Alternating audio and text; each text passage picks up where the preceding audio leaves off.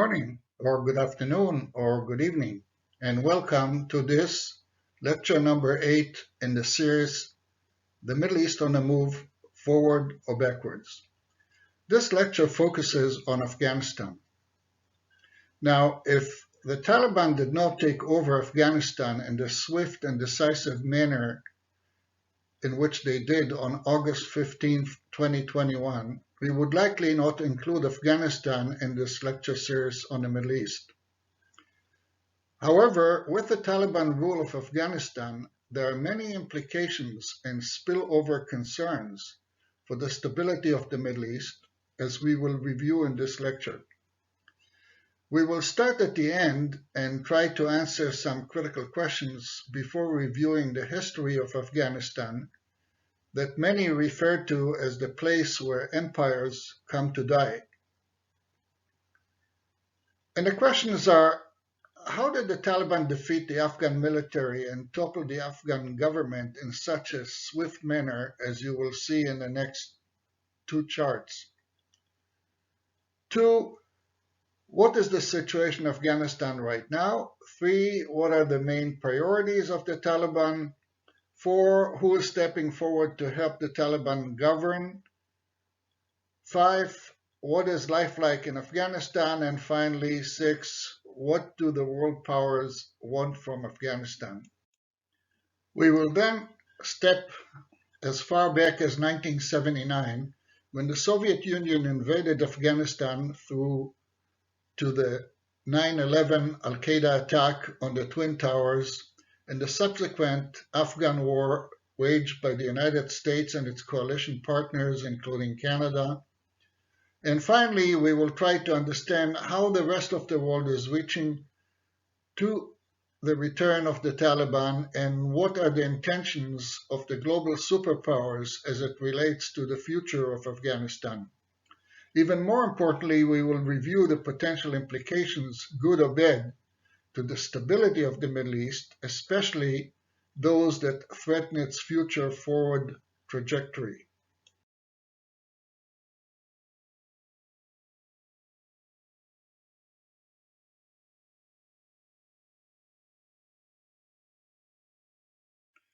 So how and why did the Afghan army fall so quickly to the Taliban? This question is relevant as on paper, the Afghan security forces had an overwhelming advantage over the Taliban in almost every meaningful category, as you will see in the next comparison chart. A lot has been written as to why the Afghan government and especially the security forces could not defeat the Taliban insurgency, and the theories are many.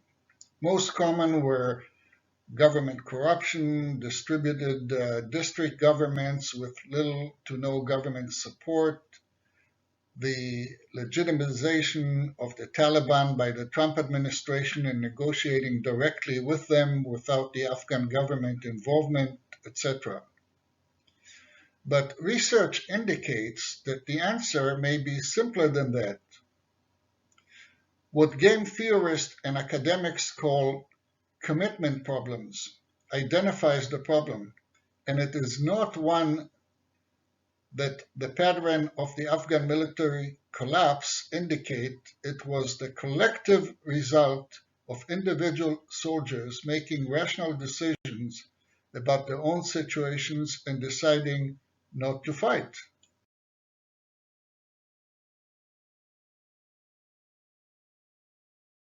In the end, the reasons are not as important as the outcome.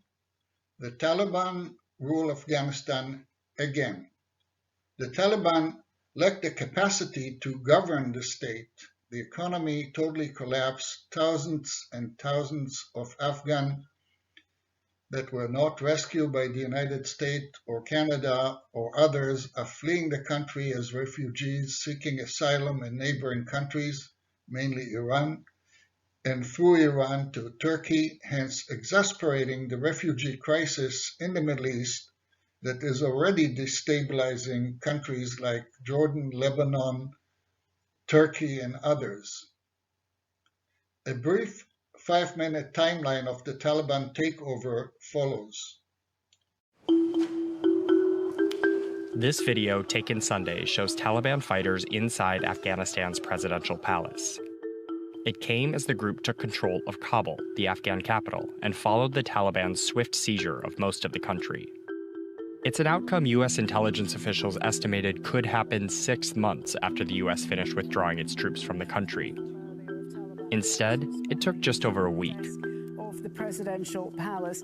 The truth is, this did unfold more quickly than we had anticipated. So how did Afghanistan get here? It's a years-long story, but let's look at the 9 days leading up to Kabul's capture, the ones that sealed the Taliban's takeover. On August 6th, after months of expansion throughout Afghanistan's countryside, the Taliban seized the capital of a province along the Iranian and Pakistani borders. It was the first of the country's 34 provincial capitals to fall, an indication of what was to come. Afghanistan is now at a dangerous turning point. Ahead lies either a genuine peace negotiation or a tragically intertwined set of crises. The seizure of the city happened quickly, and a resident told the Wall Street Journal at the time it had been taken without much of a fight. In the neighboring Helmand province, Afghan and U.S. airstrikes sought to blunt the Taliban's advances and hold control over key cities. But the Taliban's takeover continued. It claimed 4 more provincial capitals over the next 2 days. On August 8th, it seized the strategic hub of Kunduz, all but eliminating the government's presence in large swaths of the country's north. Videos released by the Taliban showed fighters inside the city's government buildings. The pace of the group's expansion concerned Afghan and Western officials, who said without a forceful international response, the total collapse of the Afghan government could happen this fall, earlier than initially warned. Meanwhile, citizens from Kunduz and other provinces claimed by the Taliban began fleeing, seeking safety in the nation's capital, Kabul. Then, on August 10th, President Biden defended his decision to pull U.S. forces out of the country, saying Afghan forces were trained and equipped to fight. They've got to fight for themselves, fight for their nation. But by August 13th, the Afghan government had lost about half of the country's provincial capitals, including its second and third largest cities, Kandahar and Herat.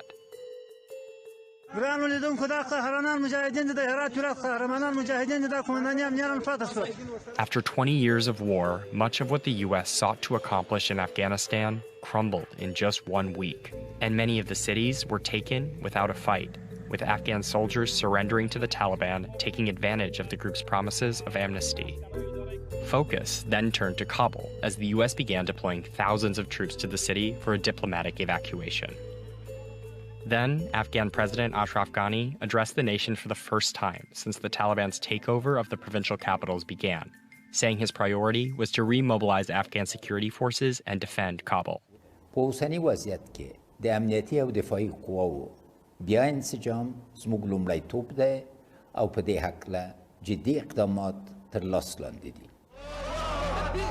the next day, on August 15th, Taliban fighters seized Kabul and President Ghani fled abroad, leaving the government in collapse.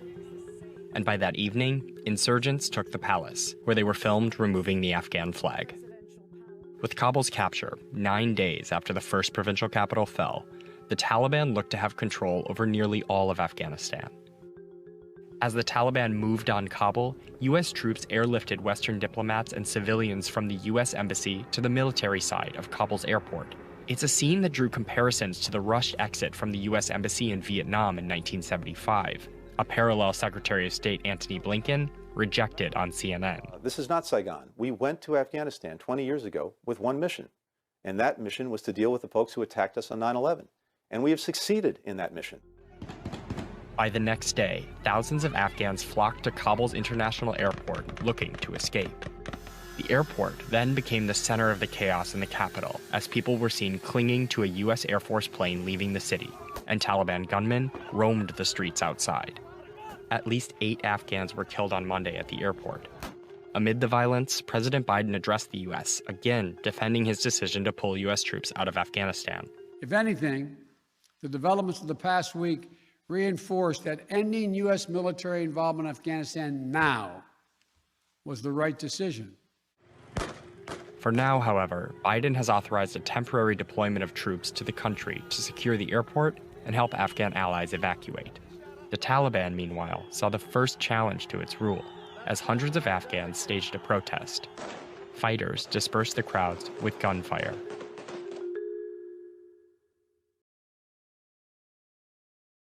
Of course, the Taliban are trying to convince the world that this time will be different from their 1990s rule of Afghanistan that was characterized by cruel, coercive, violent enforcement of strict Sharia law, and especially the treatment of women and female children.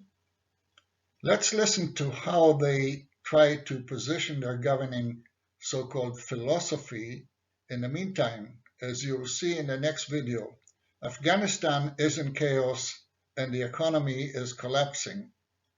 At Kabul airport this morning, these may be among the last Afghans getting out. The United States and partners from around the world are scrambling to take out thousands more Afghans by Tuesday. But soon the foreign troops will have to be evacuating themselves too. So the window is closing for Afghans to get on flights. And not everyone will make it. Last night, I spoke to Zabiullah Mujahid, the Taliban spokesman and a senior official. He arrived with an armed entourage. He's been doing interviews by phone in hiding for years. This is one of his first ever one-on-one, face-to-face interviews. The United States is evacuating, and it is taking out Americans who worked with U.S. forces. But not everyone is going to be able to make it out. Will you let those people leave in the future? Can you guarantee their safety? We don't want our countrymen to go to America. Whatever they have done in the past, we have given them amnesty. We need young, educated professionals for our nation. But if they want to leave, it's their choice. What would you say to women, Afghan women, who are terrified? They are our sisters. We must show them respect. They should not be frightened. The Taliban are humans and from this country. They have fought for their country. Women should be proud of us, not scared. There are already reports of Taliban fighters taking young women, unmarried women, as brides, forced brides. There have been reports of people going into homes. This is propaganda from the old regime. We have no evidence of a single case. This war started when Osama bin Laden, as a guest of the Taliban, organized 9/11 attacks. Can you guarantee that this country will never again be a base for terrorism? When Osama bin Laden became an issue for the Americans, he was in Afghanistan. Although there was no proof he was involved, now we have given promises that Afghan soil won't be used against anyone. You still don't think that Osama bin Laden carried out 9/11? There is no evidence. Even after 20 years of war, we have no proof he was involved. So it sounds like, even now, after all of this, you're accepting no responsibility. There was no justification for this war. It was excuse for war. How are you feeling right now, after 20 years, and the Americans are leaving? The withdrawal is almost finished. These are our happiest moments. After the interview, we made our way to the airport. Inside the airport, the evacuations are moving along. But the mood is somber. These are Afghans who don't take the Taliban at their word, escaping while they still can. Getting out of Kabul is only the first step in this process. Then they come to countries like Qatar or Germany, where they are processed. That can be extremely lengthy. State Department officials here say they are seeing many people arrive, not a lot of correct documentation. Solid. Richard, thank you.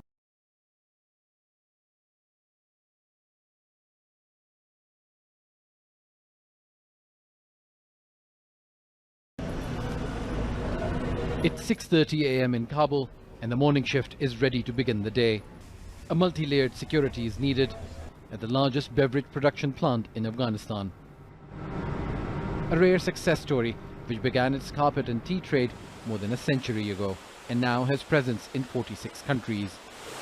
These carbonated drinks are exported to the Middle East and Central Asia. The once family-owned firm is a multi-billion-dollar enterprise.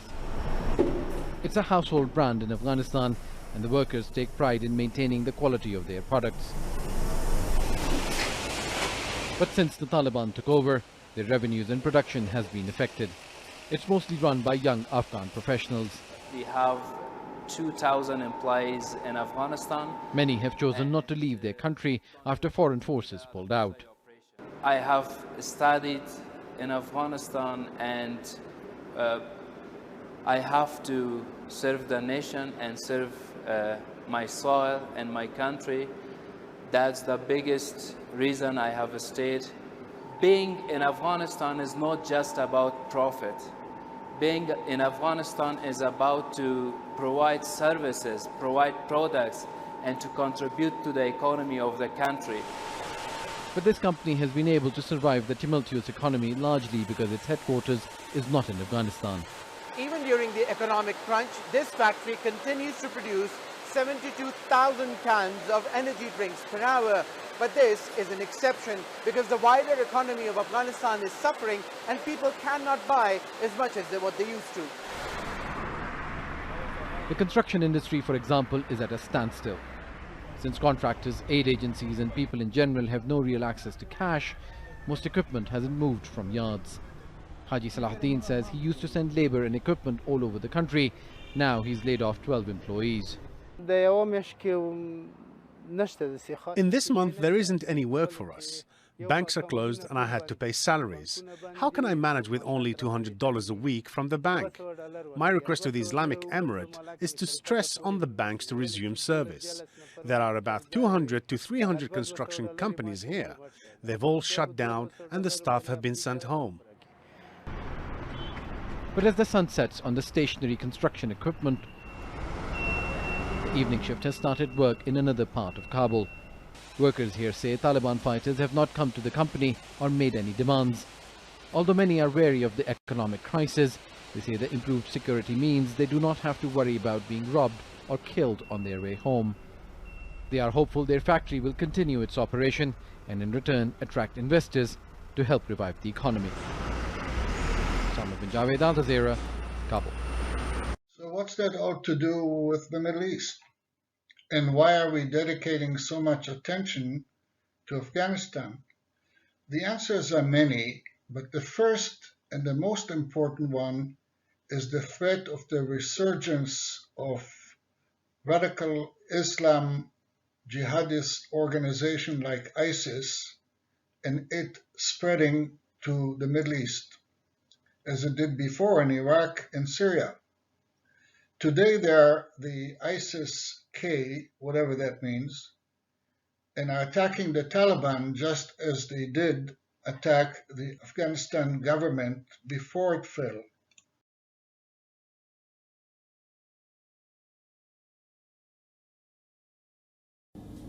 It has been more than a month since Taliban took over Afghanistan, and desperation and chaos seems to grow amongst Afghan families as they try to flee the country. Visuals on your screen are from a bus terminal in Kabul. Residents here are trying to find their way out of the war-torn Afghanistan into some neighboring countries.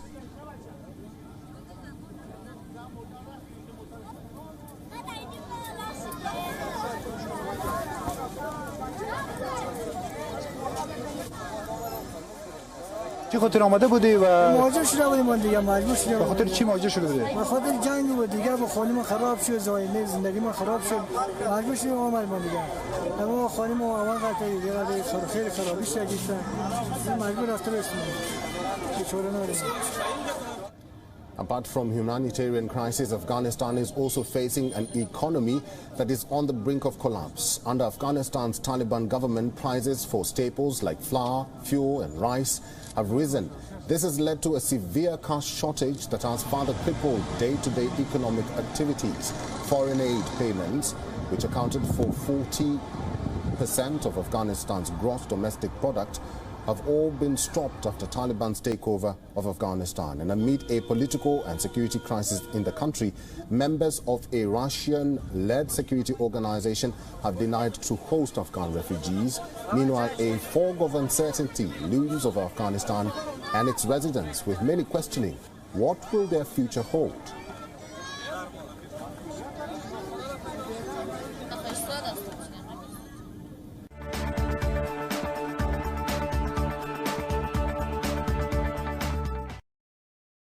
This map makes it clear why the Taliban rule in Afghanistan has potential serious implications to the region and extend not only to the Middle East, but also to Central Asia, as well as to the two superpowers neighboring Afghanistan, Russia and China, in different ways.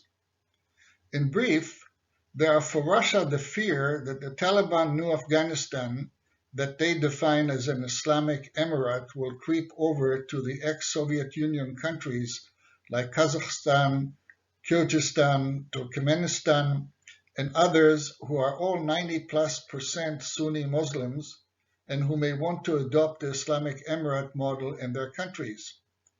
This may become a gateway to radical Islamic terrorist organization that is too close for comfort for Russia. On the east side, there's China, who would dread the refugee surge from Afghanistan into their territory, and on the west side is Iran, which already is experiencing a refugee surge at the time they can least afford it. Then there's Pakistan, who may try to exploit the chaos in Afghanistan to their advantage. So you can see that the entire region is holding their breath to see what the Islamic Emirate of Afghanistan, ruled by the Taliban, will look like and will bring in the near future.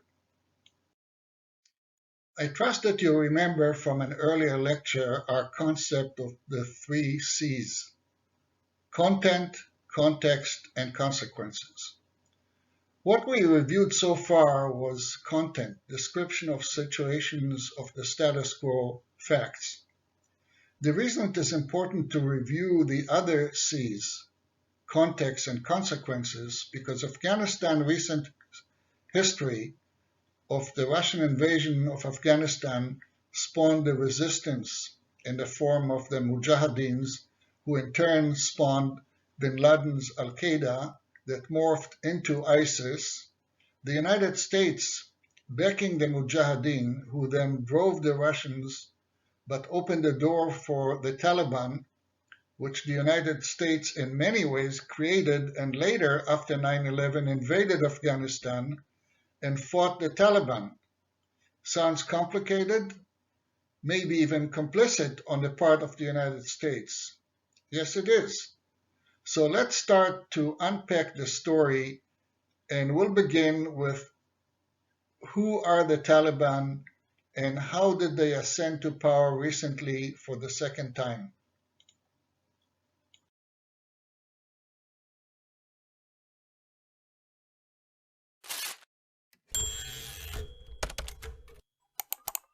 The Taliban entered Afghanistan's capital Kabul on August 15, following a week of rapid territorial gains from retreating government forces battling to hold off the Islamist militant group.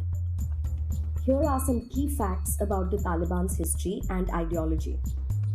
The Taliban, which means students in the Pashto language, emerged in 1994 around the southern Afghan city of Kandahar.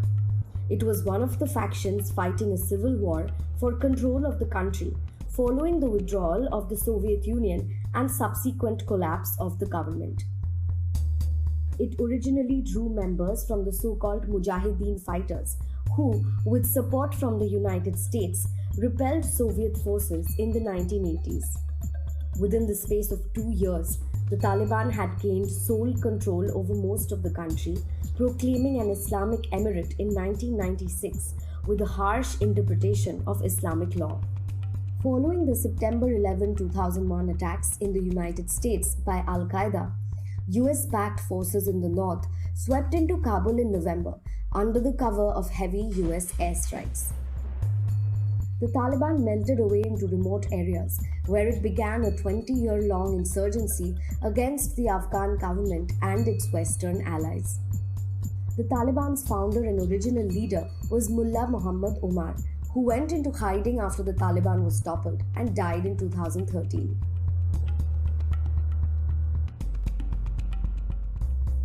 During its 5 years in power, the Taliban enforced a strict version of Sharia law. Women were predominantly barred from working or studying and were confined to their homes unless accompanied by a male guardian. Public executions and floggings were common. Western films and books were banned, and cultural artifacts seen as blasphemous under Islam were destroyed. The Taliban said earlier this year it wanted a genuine Islamic system for Afghanistan that would make provisions for women's and minority rights in line with cultural traditions and religious rules. There are, however, signs the group has already started to implement curbs on women's freedom.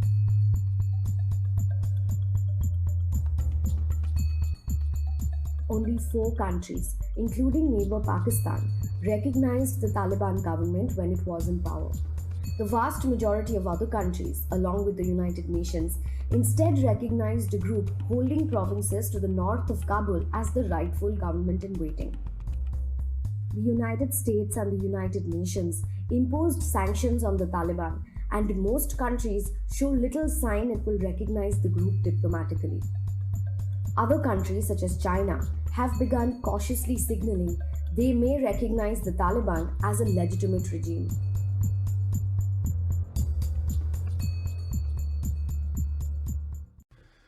Any and all discussions about the Afghan Civil War of what began in 2001 as the U.S.-Afghan War in retaliation for 9/11 cannot begin without, at the minimum, rewinding back to 1979, the beginning of the Soviet Union's invasion of Afghanistan.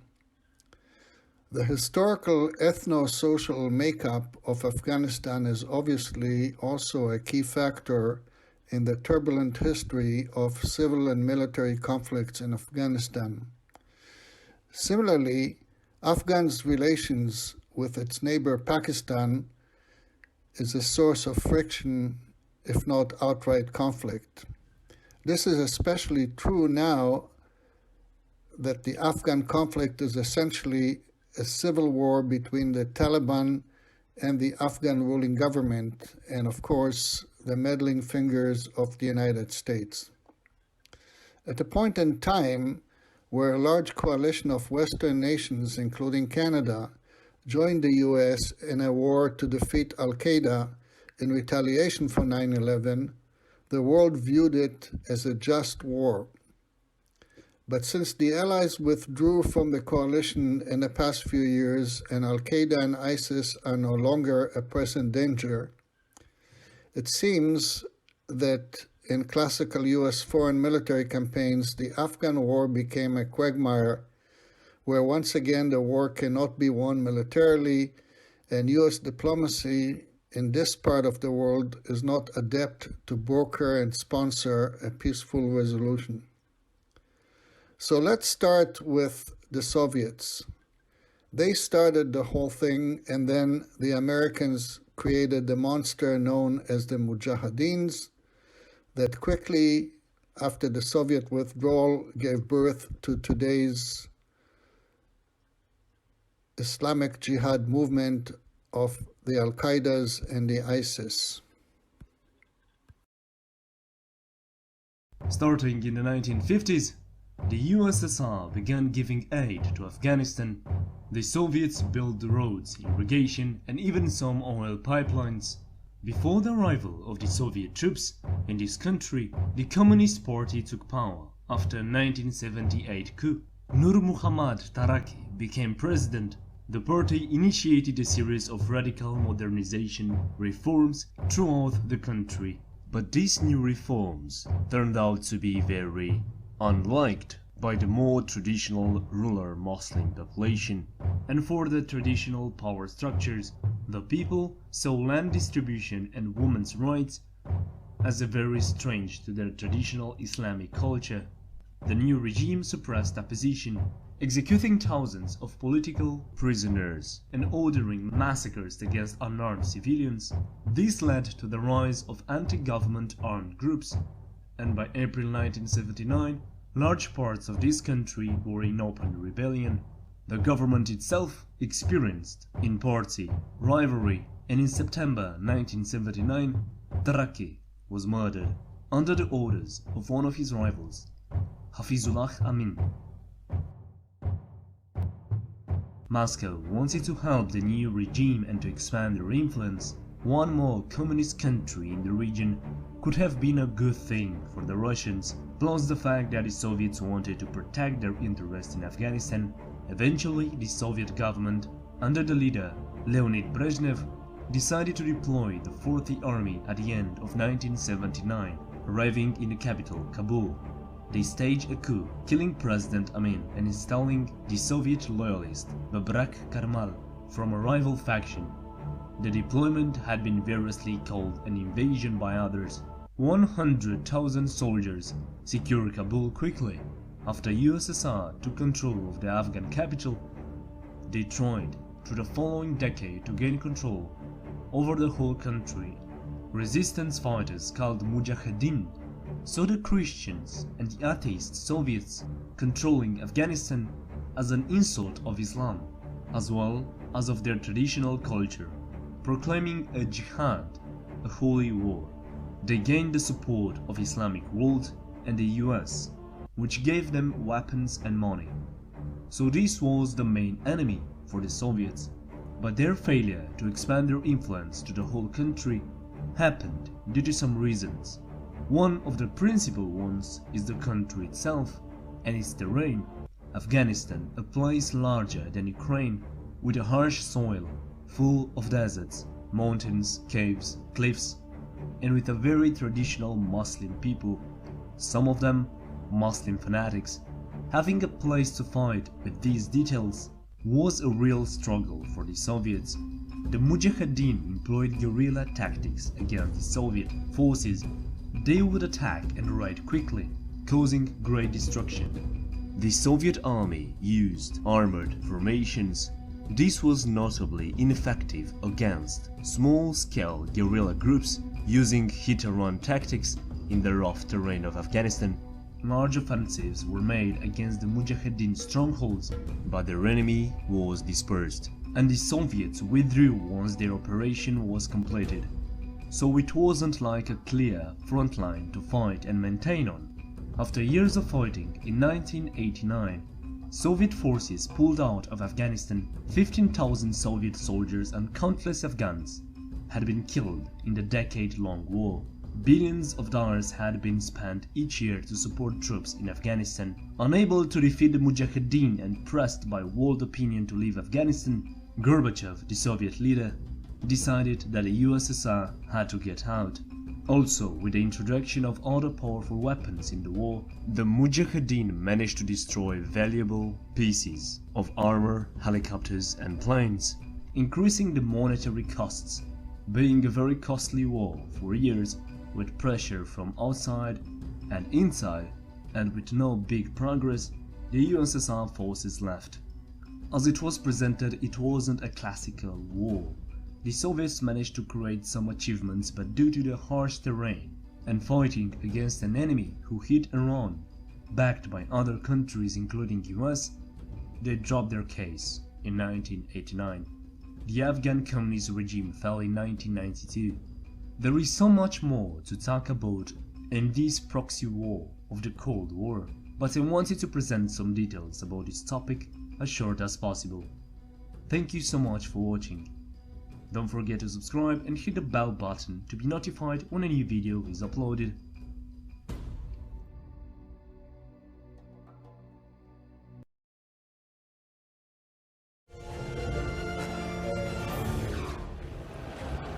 Soviet Union felt like they were very much more powerful in the 70s because of our failure in Vietnam and the conversion of many countries to communism, and they felt like they were on the march, they were on the move. This is the third occasion since World War II that the Soviet Union has moved militarily to assert control over one of its neighbors. For the first time, Jimmy Carter admitted that he finally realized what the Soviet Union was all about. Well, the Americans were not quite sure what to do with regard to Afghanistan. There was concern that the country is so impossible to manage and govern, even by the Afghanis, and nobody else has ever really won the war there.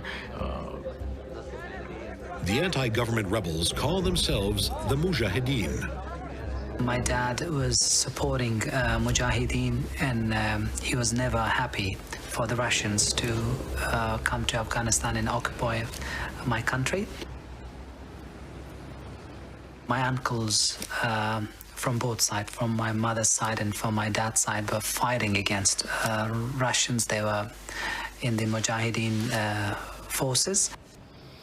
Do you think that the Mujahideen alone can get the Soviet army out of Afghanistan and topple the government? Really, it is a difficult job. Really, it's not easy. Afghanistan people, they are very poor and they have not enough arms against these modern weapons of Russia. But the people in other countries, they could support the Mujahideen, provide them arms, weapons, money, food, clothes, medicine, anything. The Mujahideen are alarmed by Soviet occupation of other Muslim nations. We've seen what happened in, Central Asian republics. Now, Tajikistan, Uzbekistan, all the other republics. They're going to need millions of dollars worth of arms to fight the Soviet army. The U.S. goes public with its fight against the communist Afghan government.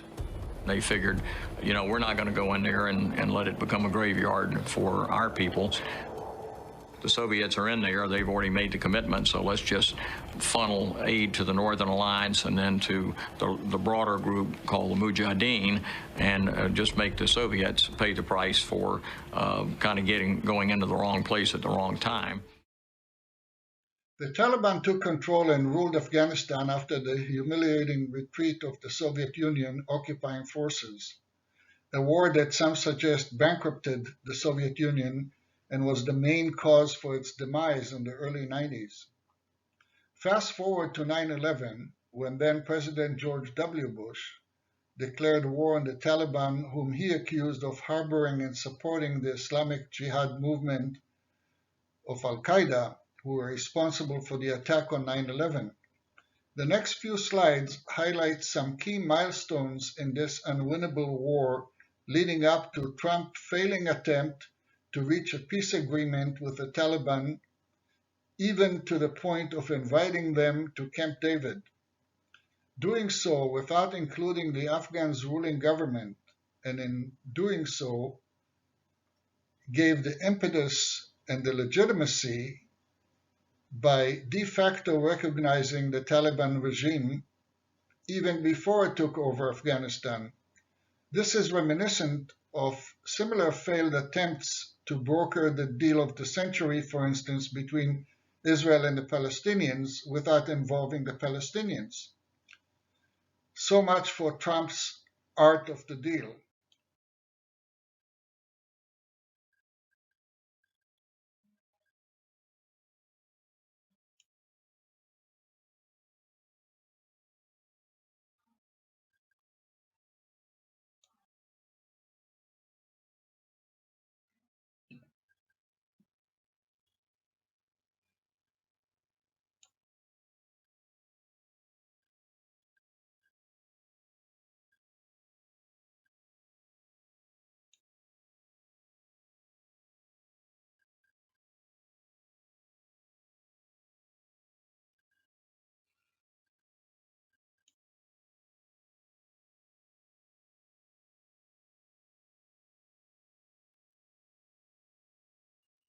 The Afghanistan peace deal was hailed as the end of the beginning, but an end seems to be a long way ahead.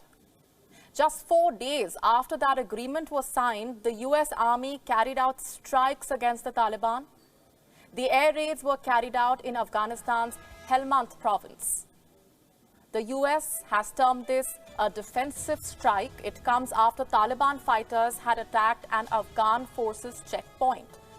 As more details emerge, the timing here is extremely significant. The escalation came shortly after the American president became the first American president to directly talk to the Taliban since Washington's intervention in Afghanistan since 2001. In fact, after the call, Trump said that the Taliban had agreed to cease the violence. To the leader of the Taliban today, we had a good conversation. We've agreed there's no violence. We don't want violence. We'll see what happens. They're dealing with Afghanistan, but we'll see what happens. The Taliban released a transcript of the 35-minute phone conversation with the American president. Representing the Taliban was its Doha-based political head, Mullah Abdul Baradar. Now note the words, since we all know how Donald Trump wants everyone to read transcripts. During the call, the Taliban said, and I'm quoting, "The Islamic Emirate of Afghanistan, or Taliban, is a strong political and military force that aims to maintain positive bilateral relations with the US and other world countries. Establishing a government of our own, choosing in our homeland is the legitimate right of Afghans," unquote. To which the Taliban claims Trump said during the call, and I'm quoting again, "You are tough people and have a great country, and I understand that you are fighting for your homeland. We have been there for 19 years, and withdrawal of foreign forces from Afghanistan now is in the interest of everyone," unquote. The Taliban claims the American president called them tough.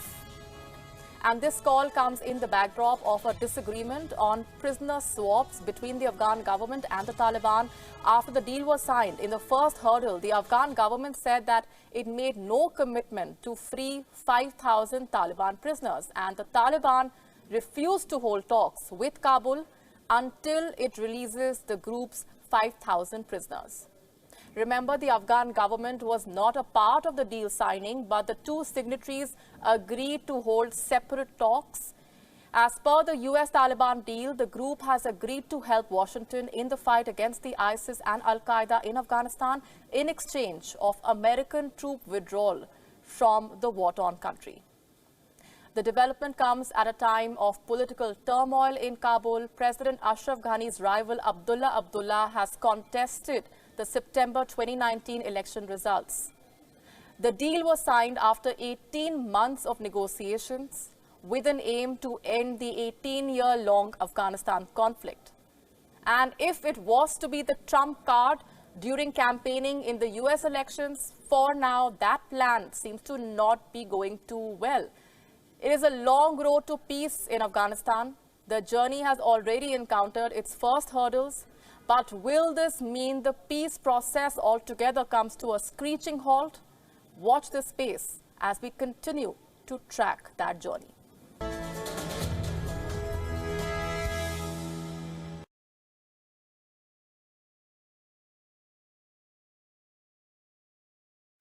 So now that we know the reasons for the Afghan civil war and the United States and its coalition partners, and as we were all witnessing how it ended in somewhat of a humiliating manner, it is time to recount the cost of war, the enormous, some say trillions of dollars.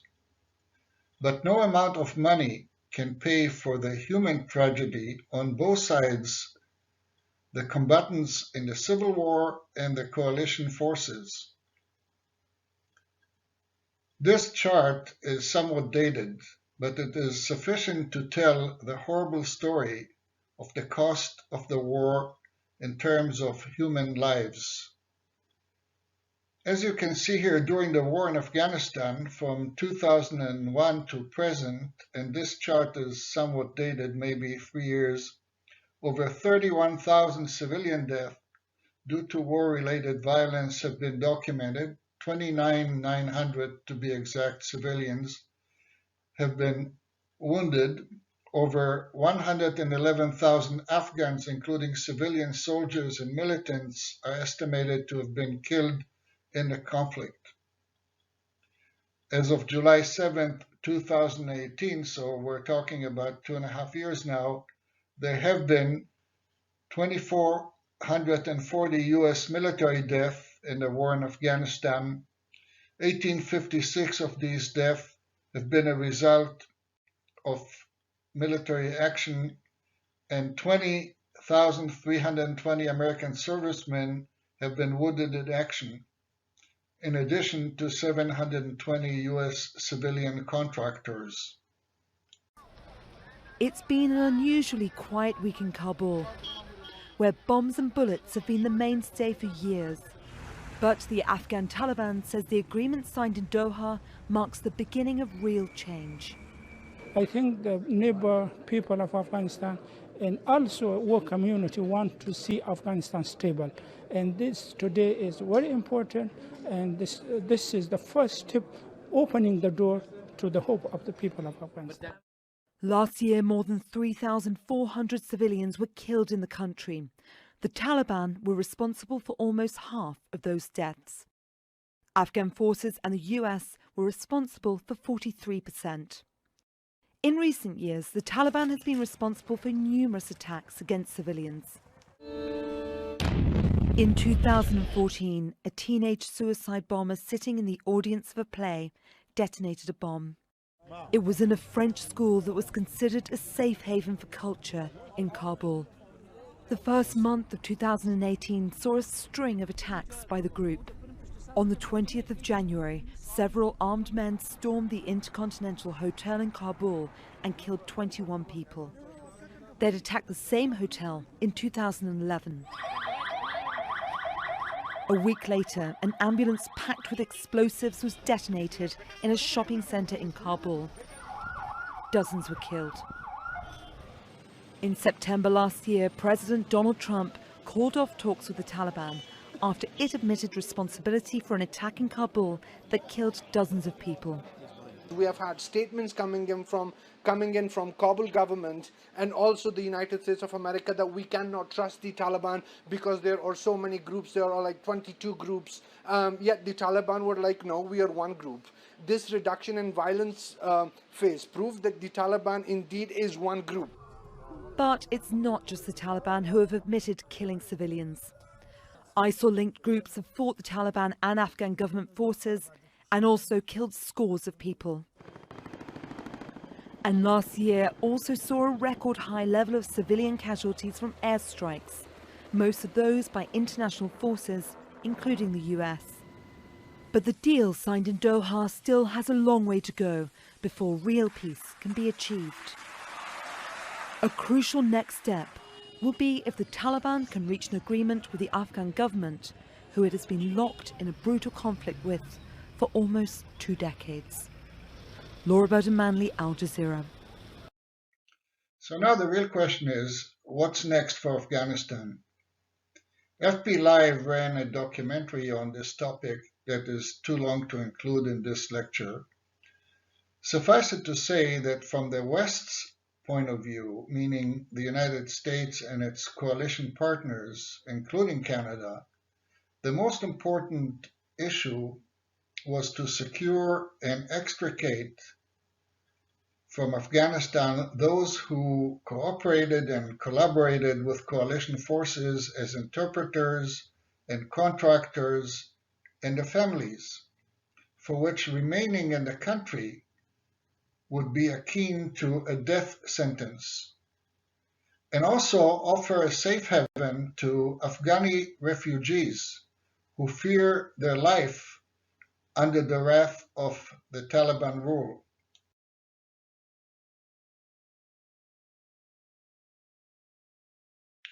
But let's face it, addressing the present crisis in Afghanistan and for the foreseen future will require dealing with the Taliban whether we like it or not. The distaste in many foreign capitals for granting legitimacy to the Taliban is poised to make the international community unprepared for a looming catastrophe in Afghanistan. So what needs to be done is to shift the emphasis from evacuations and resettlement to developing a long-term strategic position vis-à-vis the Taliban. Create a testing period for the Taliban by sunsetting the relaxation of sanctions and financial freezes. International entities could offer a limited degree of recognition for the Taliban and support the renewal and development of robust UN political mandate over Afghanistan. Yes, but who's going to step forward? The world's power are now scrambling to exert influence amid the return to the country of the Islamist rulers. So far, it appears that only Qatar and Turkey have become Taliban's lifeline to the outside world and who are willing to step forward for reasons that serve not only the interest of Afghanistan but also their own self-interests. Most pundits speculate that ultimately China will become the patron of Taliban-ruled Afghanistan, not necessarily out of neighborly love, but mainly to serve its own economic and security concerns. Much has been made of Chinese project in Afghanistan, but they have been limited in scope. Even in stable countries, many Chinese projects that are announced, including those through the Belt and Road Initiative, are often not completed, so it is unlikely that China immediately becomes an investing juggernaut in Afghanistan, but to some degree. Instead, China's goal is likely to be at least as much political and economic. Beijing aimed to head off any potential support for Muslim in Xinjiang that could come from Afghanistan. Obviously, there is still much more to know about the future of Afghanistan, how it will be shaped by the Taliban, and the challenges facing the regime, their neighbors, and especially the Middle East. FP, or Foreign Policy, foreignpolicy.com, is a reliable source to gain more insights on this topic. So if you are a political junkie like I am, just go to their site and place in the search bar the headlines of one or more of the following articles.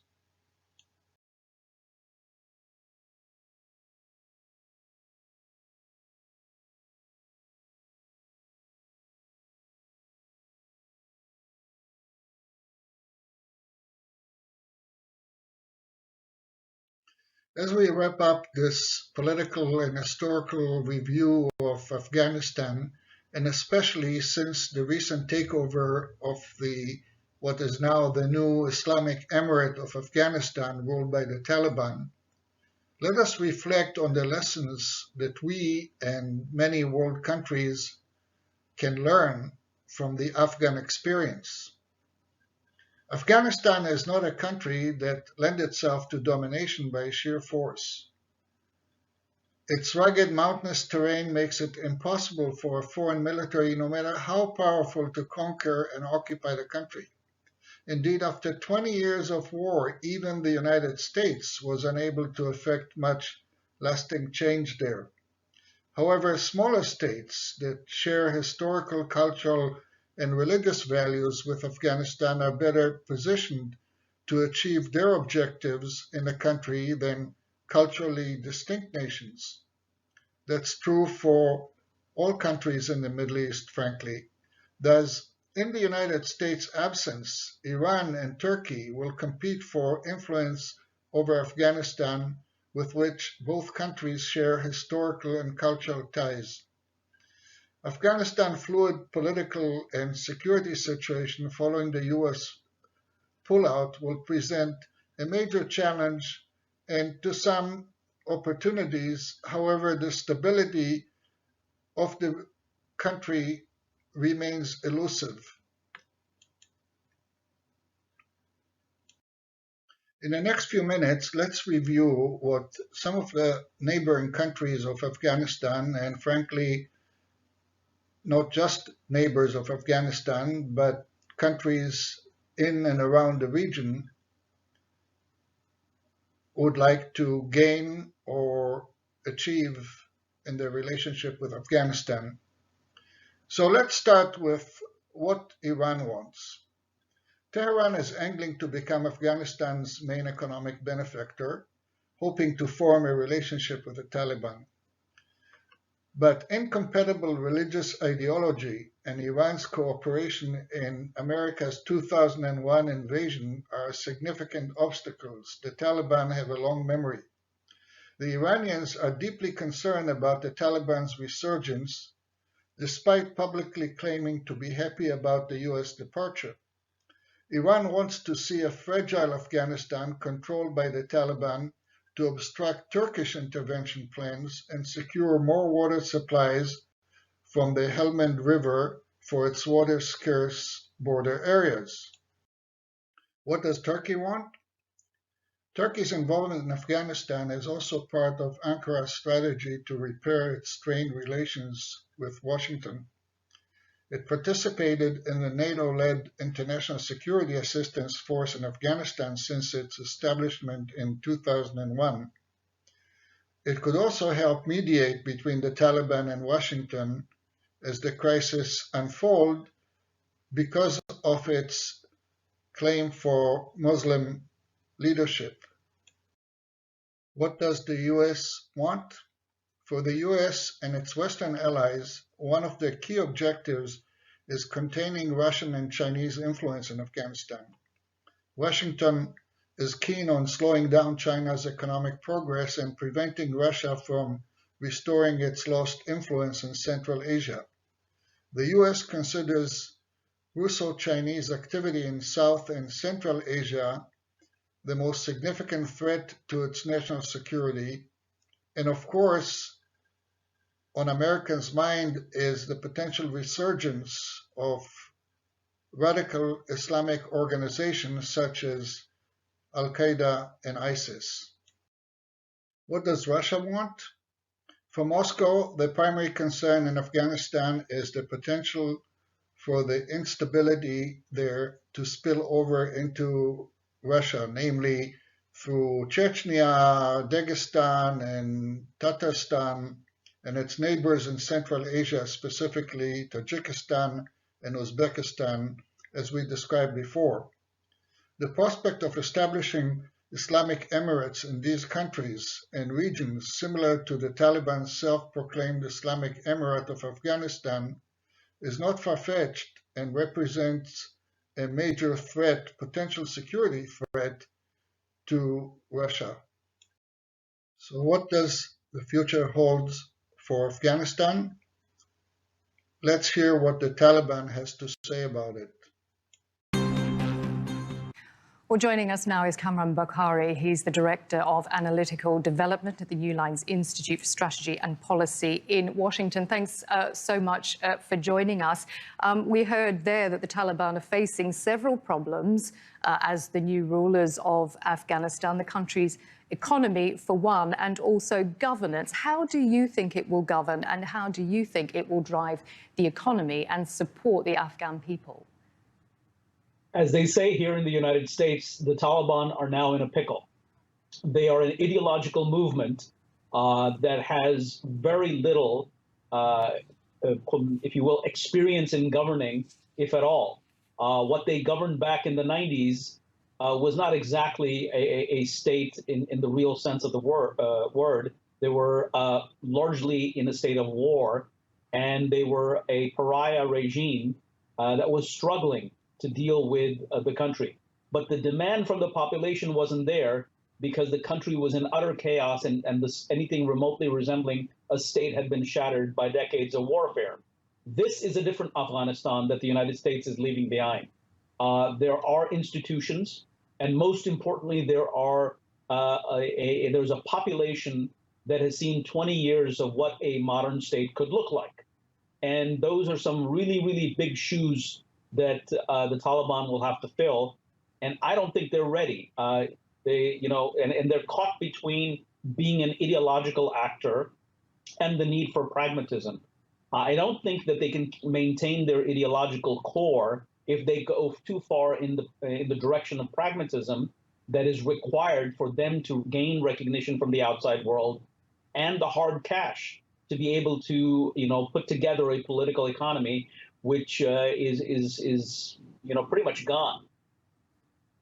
I mean, that's quite worrying what you're saying, especially as institutions like the World Bank, among others, have announced that they're halting funding for development projects, citing these concerns over women's rights. And that's another issue that a lot of people are concerned about. Do you see any change in what the Taliban is saying about the rights of women and girls going forward?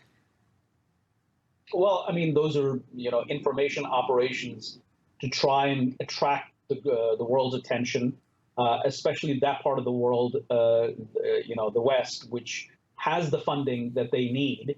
Yes, they can go to the Chinese for little things, but even they know that what they need in terms of being able to run a modern state, the Chinese cannot provide for that, let alone the Russians or anybody else.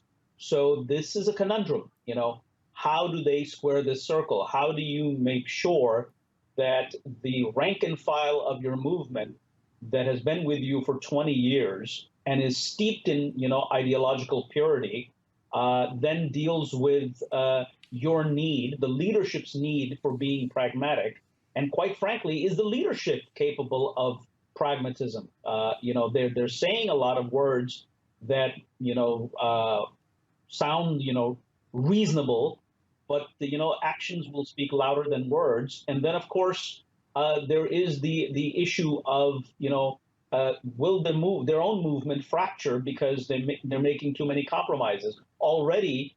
There is the question of the meeting between the head of the CIA and Mullah Brother. And so this is going to create tensions within the movement between the hardliners and those few who want to appear pragmatic for reasons having to do with the fact that now they have to govern a country.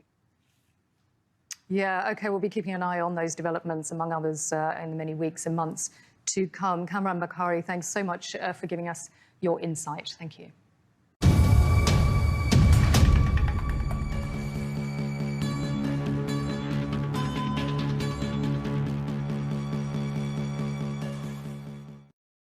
This concludes our lecture on Afghanistan. Thank you for listening. Thank you for your interest. I'm looking forward to get your comments, feedback, questions. And next week, we will focus on the world superpowers and their strategic interest, involvement, if not meddling, in the Middle East. Have a good week and see you next week.